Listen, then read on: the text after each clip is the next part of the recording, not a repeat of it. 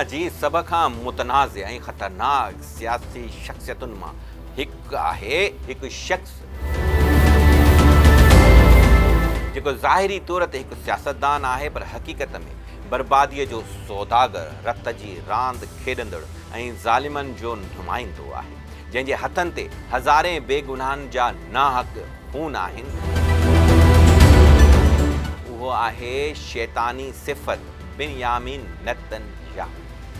सहूनियत जो इहो चहिरो जेको तारीख़ खे ख़तमु करे नओं नक्शो बणाइणु चाहे थो, जंहिं ज़ुल्म, गद्दारी ऐं ॾाढ खे सियासत जो नालो ॾिनो। 21 अक्टूबर 1949 ते तलबीब में पैदा थियल ॿार अॼु लखें इंसाननि जे क़त्लेआम जो ज़िम्मेवार आहे। अॼु इसराईल जी तबाहीअ वारी पॉलिसियुनि जो मरकज़ी किरदारु आहे।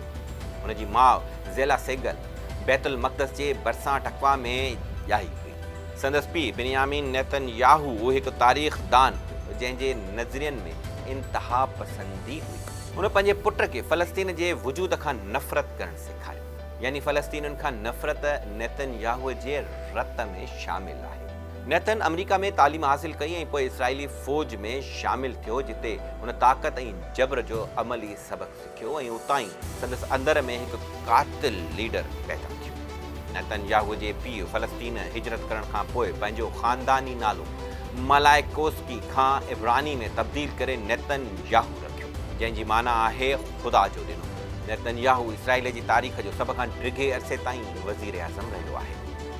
तक़रीबन 16 सालनि खां बि वधीक अरसे ताईं वज़ीर आज़म रहण वारो इसराइली सियासतदान नेतन्याहू 1996 खां 1999 ताईं इसराइली वज़ीर आज़म रहियो। पोइ 2009 खां 2021 ताईं ऐं पोइ 2022 खां हींअर ताईं इसराइली वज़ीर आज़म जी हैसियत सां कमु करे रहियो आहे। 1993 में नेतन्याहू लोकोत पार्टीअ जो चेयरमैन चूंडिजी वियो ऐं पोइ मुख़ालिफ़ धुर जो अॻुवाण बणिजी वियो। 1996 में नेतन्याहू आम चूंडुनि में कामयाब थी वियो ऐं इसराइल जो पहिरियों ऐं सभ खां नंढी उमिरि वारो वज़ीर आज़म थियो। इसराइली वज़ीर आज़म नेतन्याहू ऐं मौजूदा अमरीकी सदर डोनाल्ड ट्रंप 1980 खां वेझा दोस्त आहिनि। नेतन्याहू पंहिंजी दोस्ती जो फ़ाइदो वरितो ऐं अमरीका खां इसराइल जो गादीअ वारो शहर यरूशलेम तस्लीम करायो।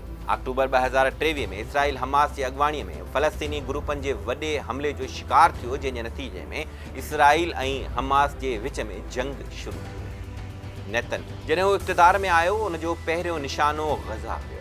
नेतन्याहू हज़ारे माउनि जूं हंजूं ख़ाली कयूं, हज़ारे ॿारनि जा लाश बिल्डिंगुनि जे ढेरनि हेठां गुम करे छॾियईं। हर मिज़ाइल, हर टैंक उनजे हुकुमनि जी मंज़ूरीअ सां हलाई वञे थी। इहो दिफ़ा हुयो या खुलियल क़त्लेआम? गज़ा ते बार बार हमला ऐं इंसानी हक़नि जी संगीन भञकड़ी, इहो सभु नेतन्याहू जी पॉलिसीअ जो हिसो हुयो। हज़ारे फ़लस्तीनी ॿार ताज़े जंग में शहीद थिया ऐं दुनिया ख़ामोश रही। सुवाल इहो आहे त जेकॾहिं हिटलर जे ज़ुल्म खे माफ़ न कयो वियो, त पोइ नेतन्याहू जे ज़ुल्म खे मुआफ़ी कीअं मिलंदी? छा यहूदी हुजण करे हू ॾोहनि जी सज़ा खां बची वेंदो, या इहा हिकु आलमी शऊर जी नाकामी आहे? ज़ुल्म ख़िलाफ़ ख़ामोशी असल में ज़ुल्म सां गॾु बीहण वारी ॻाल्हि आहे।